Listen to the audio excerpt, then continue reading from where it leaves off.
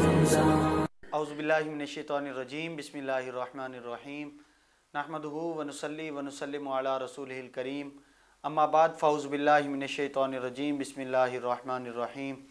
یا صاحب الجمال و یا سید البشر، من وجہک المنیر لقد نور القمر، لا یمکن الثناء کما کان حقہ، بعد از خدا بزرگ توئی قصہ مختصر۔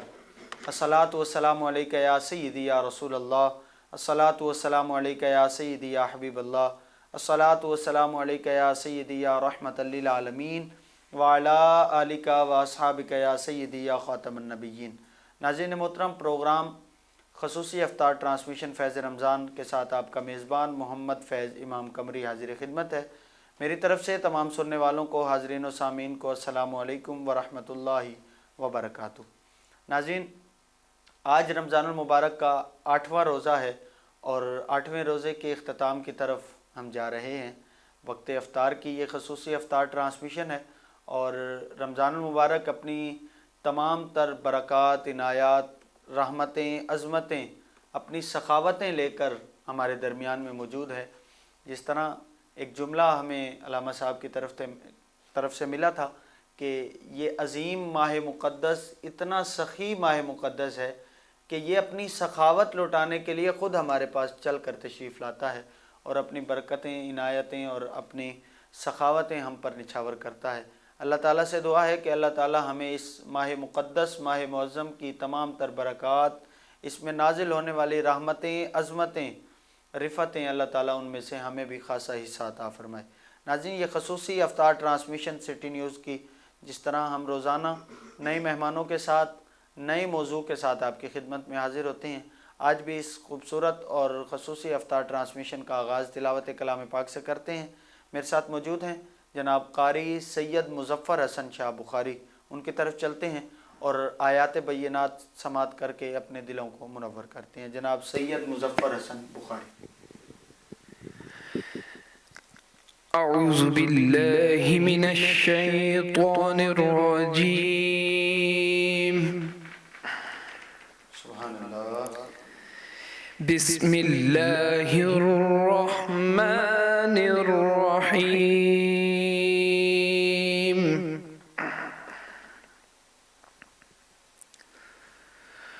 قل اعوذ برب الناس،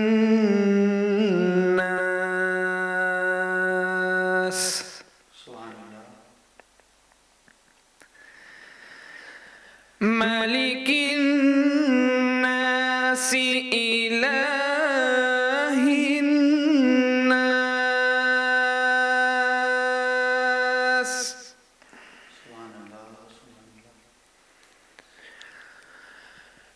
من شر الوسواس الخناس الذي يوسوس في صدور الناس۔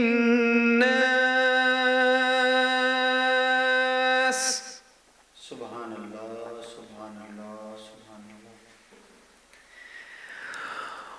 قل اعوذ برب الناس، ملک الناس، الہ الناس، الذی یوسوس فی صدور الناس۔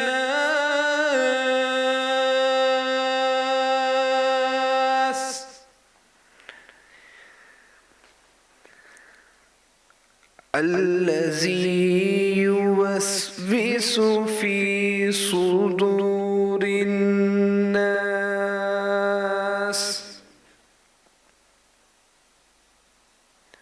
من الجنة والناس۔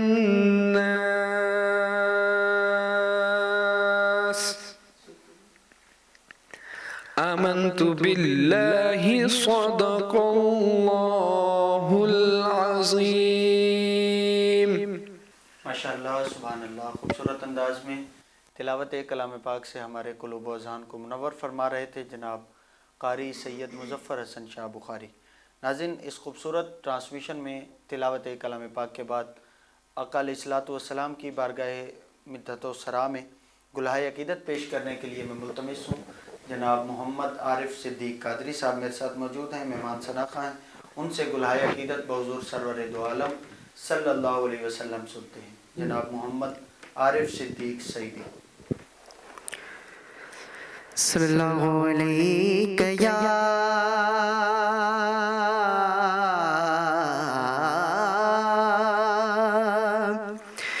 یا رسول اللہ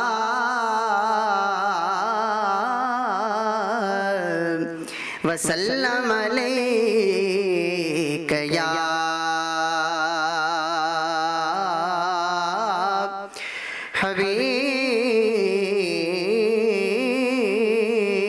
حبیب اللہ۔ میرے نبی دی کیل کال چال ڈال روشنی میرے نبی دی کیل کال چال ڈال روشنی کمال سارے آپ وچ کمال سارے آپ وچ تے ہے کمال روشنی میرے نبی دی کیل کال چال ڈال روشنی حضور دے لباس دا حضور دے وجود دا حضور دے لباس دا حضور دے وجود دا ہے تار تار معجزہ تے وال وال روشنی ہے تار تار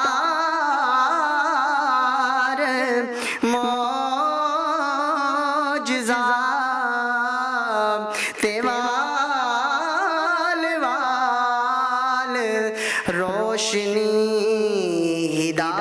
ہدایتاں دے نجم نے غلام سارے آپ دے ہدایتاں دی نجم نے غلام روشنی کتے بلال روشنی میرے نبی دی کیل کال چال ڈال روشنی حضور مینوں ہجر دے ہنیریاں چوں کڈ دیو ہنیریاں چوں کڈ دیو حضور مینوں ہجر دے ہنیریاں چوں کڈ دیو حضور اج دی شام میرا سوال روشنی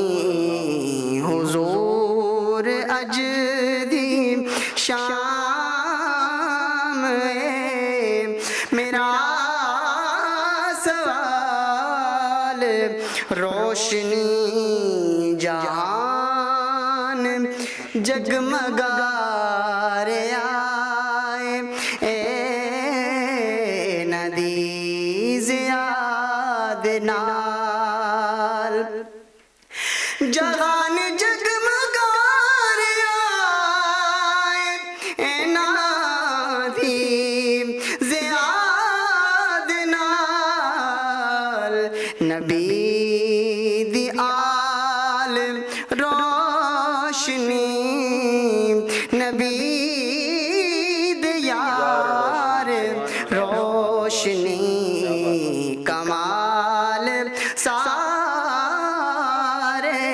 آپ وچ تے ہر کمال روشنی صدا جو نازش اونتے پڑھے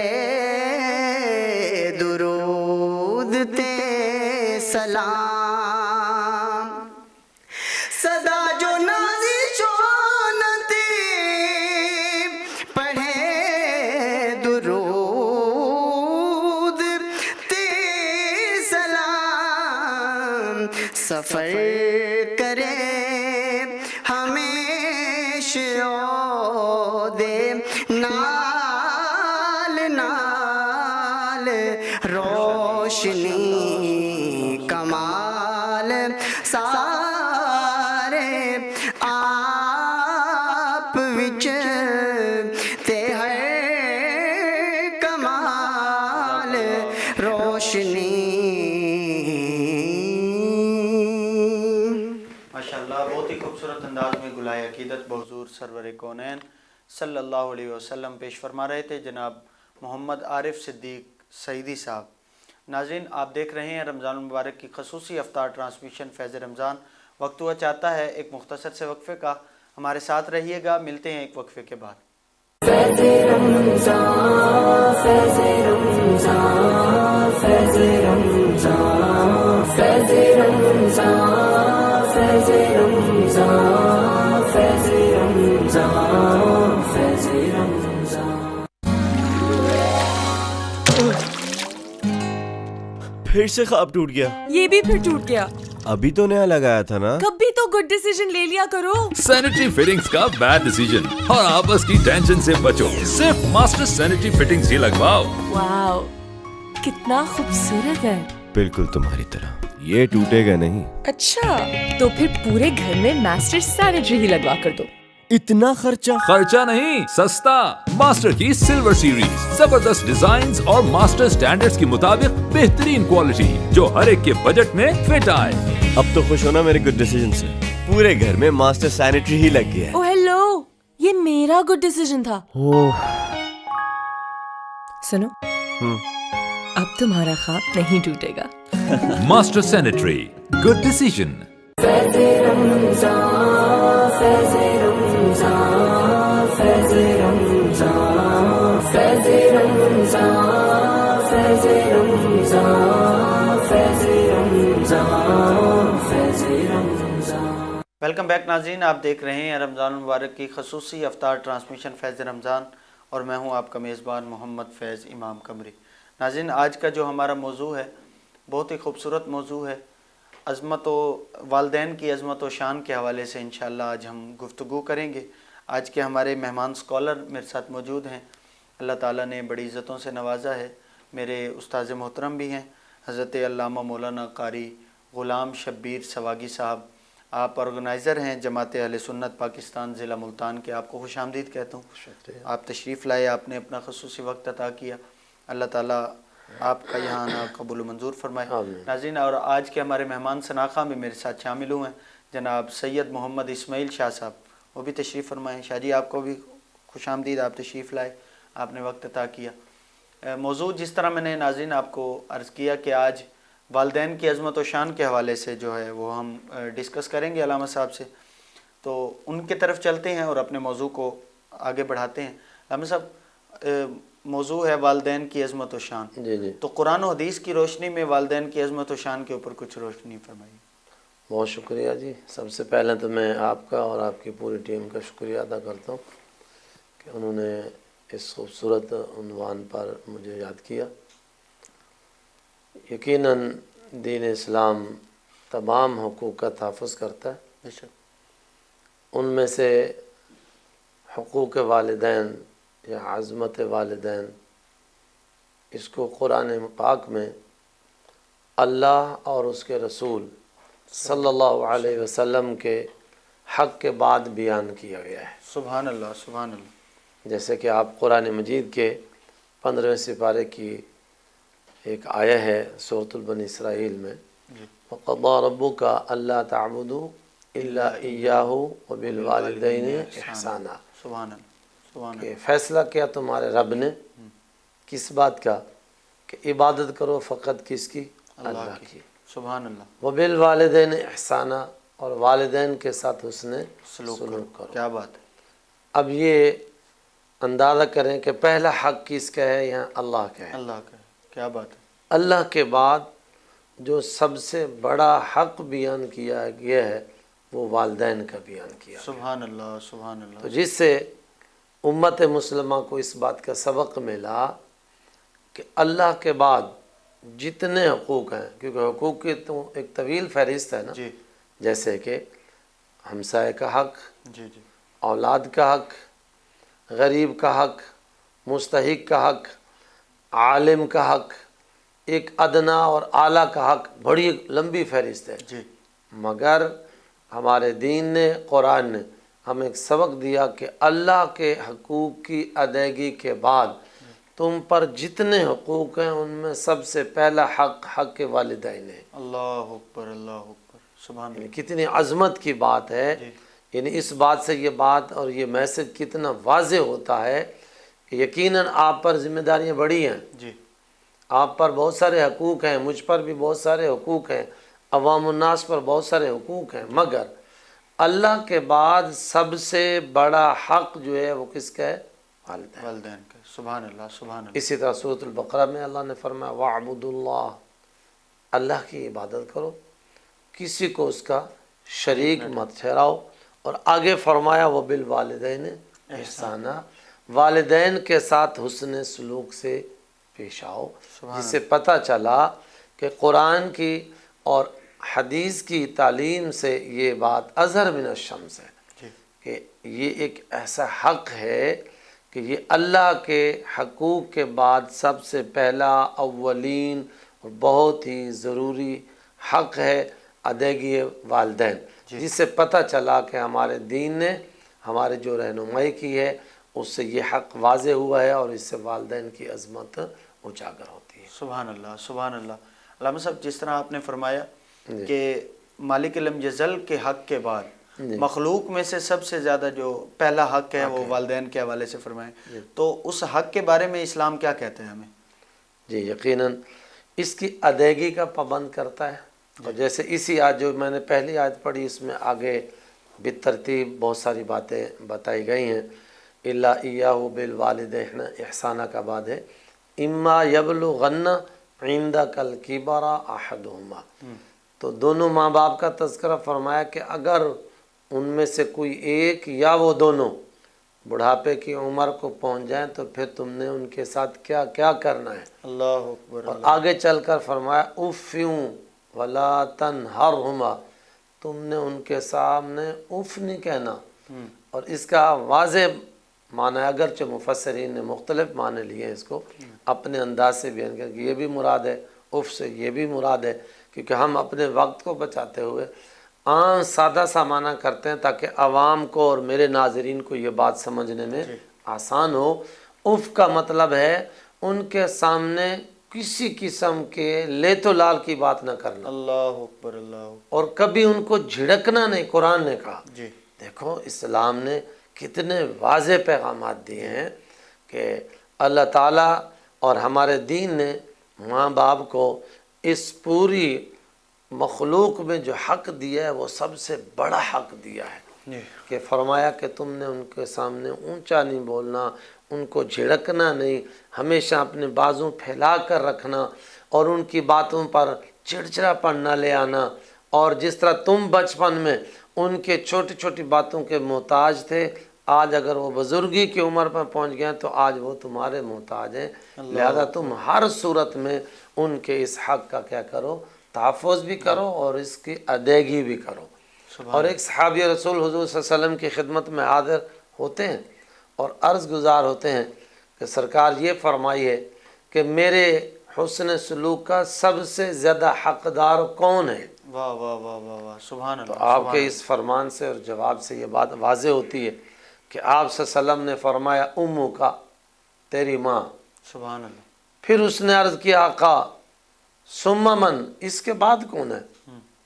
پھر بھی یہی فرما امو کا۔ پھر تیسری بار اس نے عرض کیا، پھر بھی آپ نے امو کا۔ پھر جب اس نے چوتھی بار عرض کیا تو پھر آپ صلی اللہ علیہ وسلم نے فرمایا ابو کا۔ اللہ تو اکبر۔ جس سے پتہ چلا کہ ماں اور باپ دونوں کے حقوق کا تحفظ کیا ہے ہمارے دین نے، اور اس کی ادائیگی کا حق دیا ہے، خواہ اولاد کتنے بڑے منصب پر فیض کیوں نہ ہو جائے مگر ماں باپ کے حق ادا کرنے کی پابند ہے۔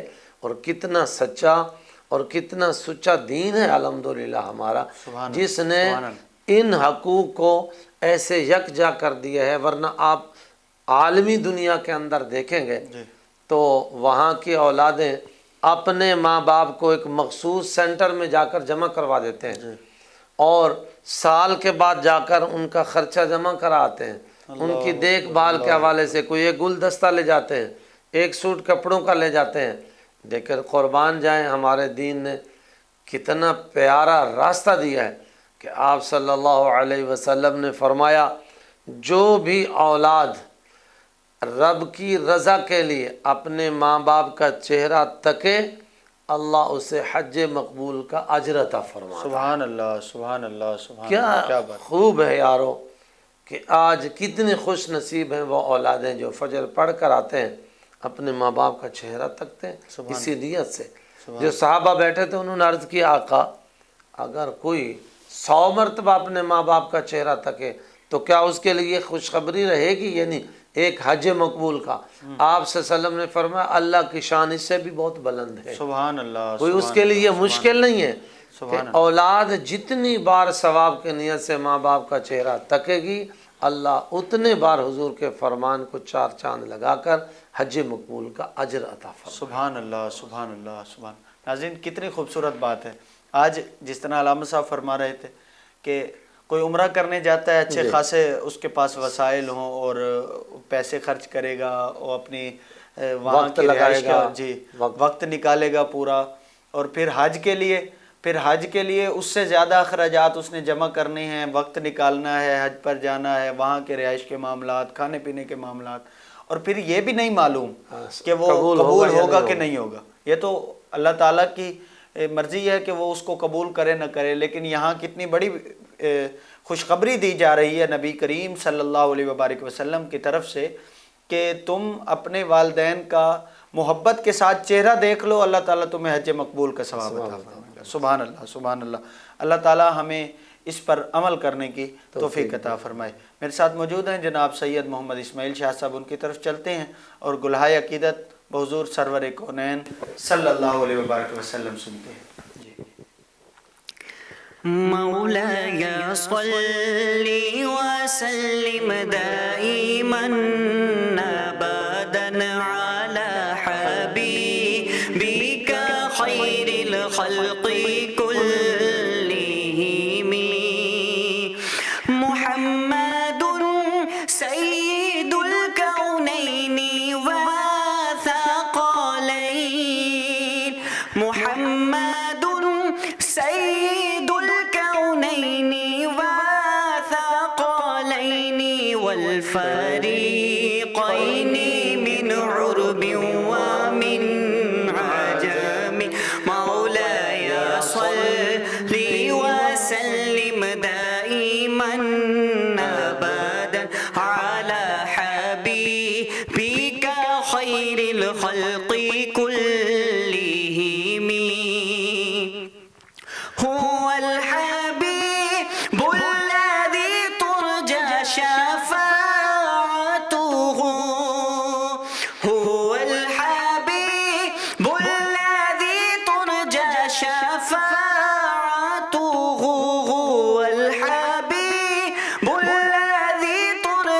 شفاعته هو الحبيب الذي ترجى شفاعته هو الحبيب الذي ترجى شفاعته لكل خول من الأهوال مقتحم مولاي صل وسلم دائما أبدا على حبيبك خير الخلق كلهم فإن من جودك الدنيا وضرتها فإن من جودك الدنيا وضرتها ومن علومك علم اللوح والقلم مولاي صل وسلم دائما أبدا على حبيبك خير الخلق كلهم يا ربي بالمصطفى بلغ مقاصدنا يا ربي بالمصطفى بلغ مقاصدنا واغفر لنا ما مضى يا واسع الكرم مولاي صل وسلم دائما أبدا على حبيبك خير الخلق كلهم ماشاءاللہ بہت ہی خوبصورت انداز میں قصیدہ بردہ شریف ہمیں سنا رہے تھے جناب سید محمد اسماعیل شاہ صاحب. اپنے موضوع کی طرف چلتے ہیں. میرے ساتھ موجود ہیں علامہ صاحب اور گفتگو ہو رہی ہے والدین کی عظمت و شان کے حوالے سے. علامہ صاحب، قرآن و حدیث کی روشنی میں اور احادیث نبویہ کی روشنی میں آپ نے فرمایا اولیاء اور متقین جو ہمارے اس کائنات میں گزرے ہیں اور مصلحین امت گزرے ہیں، ان کی تعلیم سے ہمیں اس حوالے سے کچھ روشنی فرمائیے اس بات پر کہ والدین کی عظمت و شان کے حوالے سے وہاں سے ہمیں کیا سبق ملتا ہے. یقیناً آپ کا سوال بہت اہم ہے. الحمدللہ اگر ہم تاریخ کا مطالعہ کریں گے تو صحابہ کرام علیہم الرضوان کے بعد اولیاء کی، صالحین کی اور متقین کی ایک لمبی فہرست ملے گی کہ جنہوں نے اپنے والدین کی خدمت کر کے اس دنیا کو بتا دیا کہ انہیں جو کچھ ملا اور جتنا ملا اگرچہ وہ رب کی عطا ہے مگر والدین کی دعاؤں اور خدمت کا صلہ اور عطیہ ہے. سبحان اللہ سبحان اللہ. حضرت سلطان العارفین حضرت بایزید بستامی رحمہ اللہ علیہ بہت بڑے ولی کامل گزرے ہیں. سبحان اللہ. تاریخ میں ان کے تذکرے جو ہیں وہ عروج پر ہیں. سبحان اللہ.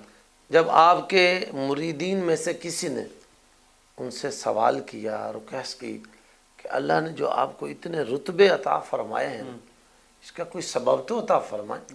کیونکہ ہر رتبے کے پیچھے کوئی سبب ہوتا ہے. کوئی محنت کر کے رتبے کو پاتا ہے، کوئی قربانیاں دے کے پاتا ہے. تو بایزید بستامی رحمۃ اللہ تعالی علیہ نے فرمایا آج میں جس مقام پر، مقام ولایت کی بات ہو رہی ہے، آج میں جس مقام ولایت پر فیض ہوں اس کا سبب فقط اور فقط میری ماں کی دعائیں ہیں. میں نے ان کی خدمت کی اور جو انہوں نے مجھے دعائیں دی تو اللہ نے مجھے اس پر فائز فرمایا. اور اس سے بڑی بات جو تاریخ کا ایک حصہ ہے، حضرت اویس قرنی، سبحان اللہ، بڑا نام ہے تاریخ اسلام میں. ٹھیک ہے، کیا بات. اتنی بڑی ہستی ہے کہ حضور صلی اللہ علیہ وسلم نے وصال باکمال سے پہلے صحابہ میں سے امیر المومنین عمر ابن خطاب اور حضرت علی کرم اللہ وجہ کریم کو بلا بھیجا. انہیں کچھ تحائف دیے، ساتھ سلام اور پیغام دیے کہ میرے بعد اویس قرنی سے ملنا اور انہیں یہ تحفے میری طرف سے پہنچانا، سلام دینا اور انہیں میرا پیغام دینا کہ میری امت کی بخشش کی دعا کرے۔ اللہ اکبر۔ اندازہ کیجئے، حالانکہ حضور صلی اللہ علیہ وسلم خود اتنے رتبوں پر فائز ہیں اور آپ کی کوئی دعا میرے رب نے رد نہیں کی ہے، آپ جو چاہتے فرماتے، اللہ قبول فرماتا۔ مگر پھر بھی امت کے سامنے ان کے کردار کو رکھنے کے لیے، آج کی اولادوں کے لیے، تو حضرت اویس قرنی کو یہ مقام ملا کیسے آخر؟ فقط اپنی جو ہے والدہ کی خدمت کی وجہ سے ملا ہے۔ وہ معذور تھیں، یہ حضور کی خدمت میں جانا چاہتے تھے، مگر وہ کہتی تھی کہ تم ابھی میری خدمت کرو، ہو سکتا ہے میں اس دنیا سے نہ چلی جاؤں۔ ایک وقت میں انہوں نے اجازت دی اور ساتھ نصیحت کی کہ جاؤ، اگر سرکار مل جائیں تو زیارت کر کے میرے لیے دعا کرا کے واپس آ جانا، اگر وہ مدینہ شریف میں موجود نہ ہوں تو پس وہاں سے واپس آ جانا۔ اور وہ گئے، واقعی حضور صلی اللہ علیہ وسلم کسی اور ملک کے دورے پر تھے، تبلیغی دورے پر، تو وہ وہاں معلومات لے کر اپنے پیغامات چھوڑ کر صحابہ کے پاس واپس آ گئے۔ تو ماں کی خدمت کے صلے میں اللہ نے انہیں اتنا رتبہ دیا، اگرچہ وہ حضور کے صحابی نہیں ہیں، کیونکہ انہوں نے اپنی آنکھ سے حضور کو دیکھا نہیں ہے، لیکن حضور کی بارگاہ میں مقام کتنا ہے، اولیاء میں ان کو شامل کیے جاتے ہیں۔ مقام اتنا ہے کہ حضور نے فرمایا، اے عمر، اے علی، جب جانا ملنا تو یہ تحفے بھی دینا، پیغام سلام بھی دینا، اور میری امت کی بخشش کے لیے دعا کا بھی کہنا۔ اللہ اکبر، اللہ۔ یہ اس ولی کامل کو مقام فقط اپنی ماں کی خدمت سے ملا ہے۔ سبحان اللہ، سبحان اللہ۔ اور حضور نے ایک مرتبہ ممبر کی سیڑھیاں مبارک پر ایسے قدم رکھا تو اونچی آواز سے کہہ دیا آمین۔ اللہ حاضرین نے دائیں دیکھا بائیں دیکھا، کوئی بیٹھا ہوگا دعا مانگ رہا ہوگا، مگر نہ تو کوئی دعا مانگنے والا ہے نہ کوئی آواز آ رہی ہے۔ پھر آپ نے دوسرا قدم اٹھایا، پھر فرما دیا آمین، پھر تیسرا قدم رکھا، پھر فرما دیا آمین۔ جب فارغ ہوئے، قریبی ساتھیوں کو جب موقع ملا تو انتہائی ادب سے عرض کیا، آقا آپ نے آمین فرمایا، کسی نے دعا تو مانگی نہیں۔ تو آپ نے فرمایا جبریل امین دعا مانگ رہے تھے اور میں سن رہا تھا۔ اللہ اکبر، اللہ۔ کمال کی بات ہے نا، جبریل امین دعا مانگ رہے تھے، میں سن رہا تھا، اور اس نے 3 دعائیں مانگی ہیں، میں نے تینوں پر آمین کہہ دی۔ اللہ اکبر، اللہ۔ دیکھیں نا، حضور کا آمین کہہ دینا اس کے بعد بہت بڑی بات ہے، شک کی بات نہیں رہتی۔ انہوں نے پھر عرض کیا، آقا اچھا جن باتوں پر آپ نے آمین فرمایا ذرا ہمیں تو تعلیم فرما دیں۔ تو آپ نے فرمایا جبریل نے ایک دعا تو رب تعالیٰ کی بارگاہ میں یہ مانگی تھی کہ مولا اس نبی کی امت کے جو لوگ ماہ سیام پائیں اور اس سے استفادہ نہ کر سکے، اس کے حقوق ادا نہ کر سکے، تو ان کو ہلاک و برباد کر دے۔ اللہ اکبر۔ تو حضور فرماتے ہیں میں نے آمین کہہ دیا۔ دوسرے نمبر پر انہوں نے دعا مانگی کہ جو اس نبی کا امتی ان کا نام سنے اور ان پر درود نہ بھیجے تو اس کو تو ہلاک کرنا اور برباد کر دینا۔ حضور نے فرمایا میں نے آمین کہہ دیا۔ اور تیسری اور اہم بات جو آپ ہمارے موضوع سے مناسبت رکھتی ہے، حضور نے فرمایا جبریل نے یہ دعا کی کہ مولا جو اپنے ماں باپ کے بڑھاپے کو پالے اور جنت نہ کما سکے تو اسے بھی ہلاک کر دے، تو میں نے کہہ دیا آمین۔ اللہ اکبر۔ تو کتنی بڑی وعید کی بات ہے۔ آج جیسا ماہ سیام کا مبارک یہ مہینہ بھی اس بات کا غماز ہے، اس کے تقاضوں پورا کیا جائے، رب کو راضی کر کے جنت حاصل کی جائے، اور اولاد کے ہر فرد سے خواہ وہ کسی بھی سٹیج پر فائز ہو، وہ مرد ہو یا عورت ہو، وہ امیر ہو یا غریب ہو، وہ کالا ہو یا گورا ہو، وہ عربی ہو یا عجمی ہو، ہر ایک کے لیے ماں باپ تو ہے نا۔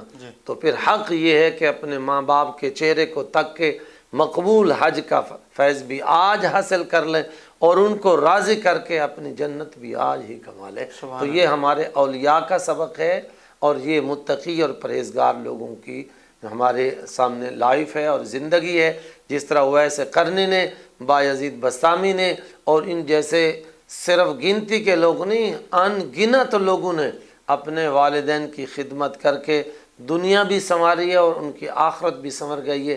یہی ہمارے لیے سبق ہے۔ سبحان اللہ، سبحان اللہ۔ احمد صاحب یہ تو تھے کہ جنہوں نے والدین کی خدمت کی اور ان کو اللہ تعالیٰ نے اس کا بہترین اجر عطا کیا، اور وہ اجر بھی ایسا عطا کیا کہ وہ مقام ولایت پر فائز ہو۔ بے شک۔ اور کتنی خوبصورت بات ہے۔ نافرمان جو والدین کے نافرمان ہیں ان کے حوالے سے کچھ وعیدیں، اس حوالے سے کچھ۔ جی، اگرچہ اس سلسلے میں بہت کچھ ہے، قرآن میں بھی ہے اور احادیث میں بھی ہے، لیکن ہمارے وقت کا کہ کوئی دامن تنگ ہے، اس میں سے میں ایک حدیث پاک آپ کے سامنے رکھتا ہوں اپنے ناظرین کے لیے کہ حضور صلی اللہ علیہ وسلم نے فرمایا کل ذنوب یغفر اللہ عنہا ما شاء، بندہ مومن کے جتنے گناہ ہوں گے نا، کل ذنوب تمام قسم کے گناہ، یغفر اللہ عنہا ما شاء، اگر اللہ چاہے گا تو سارے معاف کر دے گا۔ اللہ سے کوئی پوچھنے والا تو نہیں، بے شک بے شک، وہ تو غفور ہے نا، وہ تو رحیم ہے نا، بے شک، وہ ہر چیز پر قدرت رکھتا ہے نا۔ سبحان اللہ۔ دیکھو جن بنی اسرائیل کے ایک شخص نے 99 قتل کیے پہلے، پھر اس نے ایک اور کر کے سنچری پوری کی، مگر جب رب بخشنے پر آیا تو بس بخش دیا۔ اللہ اکبر، رحمت خداوندی بہانہ میں جوین، حضرت شیخ سعدی رحمۃ اللہ علیہ نے فرمایا جب اللہ بخشنے پر آتا ہے تو پھر اس کی رحمت بہانے ڈھونڈتی ہے۔ واہ واہ واہ واہ، کیا 100 آدمیوں کا قاتل ہے، توبہ کے لیے اٹھ پڑا تھا، راستے میں موت واقع ہو گئی، اللہ کیونکہ بخشنا چاہتا تھا، وہ فرشتے بھی آگے جنت والے، یہ جہنم والے بھی آگے۔ اللہ نے فرمایا اس کی ڈیڈ باڈی کو ناپ لو، اگر اپنے گھر کے قریب ہے تو جہنم والے لے جائیں گے، اور اگر اللہ والوں کی بستی جس طرف چل پڑا تھا ادھر قریب ہے تو پھر جنت والے اس کی روح کو لے جائیں۔ پھر اللہ نے خود سے فرمایا زمین ذرا سکڑ جا تاکہ میں اپنا حکم پورا کر کے اس کو داخل جنت کر لوں۔ کیا بات ہے، تو جب بندہ اپنے من سے اس طرح مضبوط ہو جاتا ہے اور آگے بڑھتا ہے نا، تو اللہ پھر ایسی ذات ہے کہ اس سے کوئی پوچھنے والا، 100 آدمیوں کے قاتل کو بخش دیا تھا، کون پوچھے گا اس سے؟ جی بالکل۔ فرمایا کہ کل الذنوب یغفر اللہ عنہا، کسی بندہ مومن کے جتنے گناہ ہوں اور اللہ چاہے تو اسے بخش دے اور چاہے تو نہ بخش دے، لیکن اس حدیث کی روح سے فرمایا اللہ اس کے سارے گناہوں کو بخش دے گا الا العقوق الوالدین، سوائے والدین کی نافرمانی کے۔ اللہ اکبر، جس نے ماں باپ کی نافرمانی کی ہوگی اللہ نافرمانی کو نہیں بخشے گا جب تک کہ ماں باپ اپنی اولاد کو نہیں بخشیں گے۔ اور مجھے ایک حدیث پاک یاد آ گئی، ایک صحابی رسول تھے، ان کی موت نہیں واقع ہو رہی تھی، اللہ اکبر، تو بڑے پریشان تھے اہل خانہ، تو کہا گیا اس کی والدہ کی طرف سے جاؤ حضور کی بارگاہ میں۔ ایک شخص بھاگتا ہوا آیا، حضور کو عرض کی کہ وہ آپ کا فلانا جو ساتھی ہے سکرات لگی ہے، اسے موت نہیں واقع ہو رہی، آپ اپنے احباب کے ہمراہ تشریف لے گئے۔ اس کا معائنہ فرمایا، حالات و واقعات پوچھے، کچھ دیر کے بعد فرمانے لگے اس کی والدہ زندہ ہے؟ تو بتایا کہ جی حضور زندہ ہے۔ فرمایا اسے بلاؤ۔ جب وہ آ گئی تو حضور نے فرمایا کیا یہ تمہارا نافرمان بیٹا ہے؟ اللہ، پہلے تو وہ شرمائے، کچھ لحاظ رکھا، آخر جب اصرار ہوا تو اس نے عرض کی جی حضور۔ فرمایا اس کا جرم بتاؤ۔ فرمایا اس کا جرم اتنا سا ہے کہ یہ اپنی بیوی کو ہر معاملے میں مجھ ماں پر ترجیح دیتا ہے، اللہ اکبر، اس کی رائے مانتا ہے، میری رائے نہیں مانتا، اس کو سچا کہتا ہے، مجھے جھوٹا کہتا ہے، ہر معاملے میں ماں کو پیچھے بیوی کو آگے، یہی اس کی نافرمانی جس کی وجہ سے میں اس سے نافرمان ہوں۔ حضور نے فرمایا تمہاری نافرمانی اور ناراضگی، یہ نافرمانی کی وجہ سے تم ناراض ہو، اس ناراضگی کی وجہ سے اللہ نے اسے اذیت میں رکھا ہوا، اس کی موت نہیں واقع ہونے لگی۔ اللہ اکبر، سرکار نے فرمایا صحابہ سے جاؤ لکڑیاں چن کر لے آؤ یا ڈھیر لگا دو، اس کو اوپر رکھ کے جلا دیں گے۔ اللہ اکبر، اب ماں کی ممتا تھی، تڑپ گئی۔ جی لوگ تو چل پڑے، لکڑی آنا بھی شروع ہو گئی، تو ماں نے تھوڑے وقفے کے بعد فرمایا حضور اگر آپ اجازت دیں تو میں اسے معاف کرتی ہوں۔ والدہ تو والدہ ہوتی ہے، ماں تو ماں ہوتی ہے، چاہے جتنی سخت دل بھی ہو اپنی بچوں کے لیے، اسی ہاتھ سے تھپڑ بھی مار دیتی ہے، اسی ہاتھ سے چومنا بھی شروع کر دیتی ہے، منانا بھی شروع کر دیتی ہے۔ تو حضور کے سامنے معافی کا جب اعلان کیا تو حضور صلی اللہ علیہ وسلم نے اس کو تلقین کی، تو پھر اللہ نے آسانی پیدا فرمائی اور اس نے کلمہ پڑھا اور جو ہے نا اس کی موت واقع ہو گئی۔ تو نافرمان اولاد کے لیے یہ بہت بڑی وعیدیں آئی ہیں، جو اولادیں ماں باپ کو کسی طرح سے بھی ستاتے ہیں۔ خواہ یہ تو ایک بائی دی وے بات آ گئی نا کہ وہاں ایک واقعہ ہوا، بہت سارے لوگوں نے جداد کی وجہ سے ستایا ماں باپ کو، بہت سارے لوگوں نے اپنی چھوٹی چھوٹی باتیں منوانے کے لیے ماں باپ کو ستایا، یہ بھی نافرمانی میں، وہ بھی نافرمانی، اور اس جیسی جتنی صورتیں بنتی ہیں وہ تمام کی تمام والدین کی نافرمانی کے زمرے میں آتی ہیں۔ اللہ تعالیٰ ایسی اولادوں کو اس دنیا کے اندر پریشان رکھتا ہے، اور قیامت والے دن اس نافرمانی کو ایسے انہیں سخت سزا ہوگی۔ لہذا اولاد کے لیے پیغام یہ ہے کہ فی الفور وہ اپنے والدین کو راضی کر لیں، اور کیا ہوا جو گناہ اور خطا ہے ان سے بخشوا لیں، دنیا کے اندر ہی تو یہی ان کے لیے بہت فائدے کی بات ہے۔ تو یوں یہ نافرمان اولاد کے لیے جو وعید اسلام میں ہیں ان میں سے ایک دو باتیں میں نے اپنے ناظرین کے لیے آپ کے کہنے پر عرض کی ہیں۔ سبحان اللہ سبحان اللہ، اللہ تعالیٰ قبول و منظور فرمائے۔ آمین۔ ہم نے جتنا تذکرہ خیر کیا والدین کی عظمت و شان کے حوالے سے، اللہ تعالیٰ ہمیں اس پر عمل کرنے کی توفیق عطا فرمائے۔ ناظرین، وقت جو ہے وہ بالکل تھوڑا ہے، افطار کے ہم قریب ہیں۔ میرے ساتھ سید محمد اسماعیل شاہ صاحب ہیں، 2 شعر یہ نعت کے سنائیں گے اور انشاءاللہ پھر ہم اختتام کی طرف چلیں گے۔ نہیں ہے کوئی دنیا میں ہمارا یا رسول اللہ، ہمارا یا رسول اللہ، فقط ہے آپ ہی کا ایک سہارا یا رسول اللہ، سہارا یا رسول اللہ۔